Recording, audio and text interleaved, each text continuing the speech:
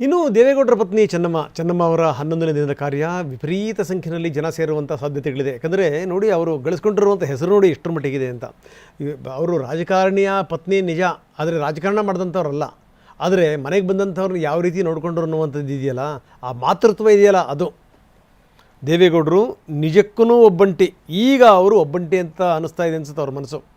ಯಾಕಂದರೆ ಆವತ್ತು ಶುರುವಾಗಿರುವಂಥದ್ದು ದೇವೇಗೌಡರಿಗೆ ದುಃಖ ಇಲ್ಲಿ ತನಕ ಕಡಿಮೆ ಆಗಿಲ್ಲ, ಕಣ್ಣೀರು ಹಾಕ್ತಾನೇ ಇದ್ದಾರೆ.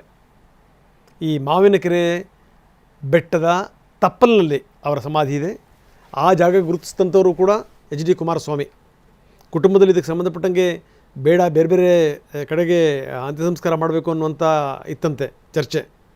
ಆದರೆ ಯಾವುದೇ ಕಾರಣಕ್ಕೂ ಬೇಡ, ಇಲ್ಲೇ ಮಾಡಬೇಕು ಅಂತ ಕುಮಾರಸ್ವಾಮಿ ಪಟ್ಟು ಹಿಡಿದ್ರಂತೆ. ಎಲ್ಲ ಕಾರಣದಿಂದಲೂ ಸೂಕ್ತ ಅಂತ. ಬಹುಶಃ ಇನ್ನೊಂದು ಕಾರಣ ಇರ್ಬೋದು. ಯಾಕಂದರೆ ಆ ತಪ್ಪಲಿದೆಯಲ್ಲ, ಆ ತಪ್ಪಲಿನಿಂದ ಕೆಳಗಡೆಯಿಂದ ನೋಡಿದ್ರೆ ಎದುರುಗಡೆಗೆ ಶಿವನ ದೇವಸ್ಥಾನ ಕಾಣುತ್ತೆ.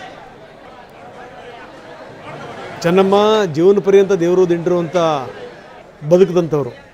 ಹೀಗಾಗಿ ಆ ದೇವರ ಬೆಟ್ಟದ ತಪ್ಪಲಲ್ಲೇ ಚಿರಶಾಂತಿ ಸಿಗಲಿ ಅನ್ನುವಂಥ ಉದ್ದೇಶ ಇರಬಹುದು.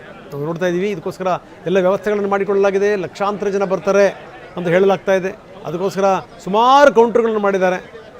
ಜನಸಾಮಾನ್ಯರಿಗೆ ಒಂದು ಕೌಂಟ್ರು, VIP ಒಂದು ಕೌಂಟ್ರು, VVIPಗಳಿಗೆ ಕೌಂಟ್ರುಗಳು, ಮಹಿಳೆಯರಿಗೆ ಅಂತಲೇ ಸಪ್ರೇಟ್ 5 ಕೌಂಟ್ರುಗಳು, ಈ ರೀತಿ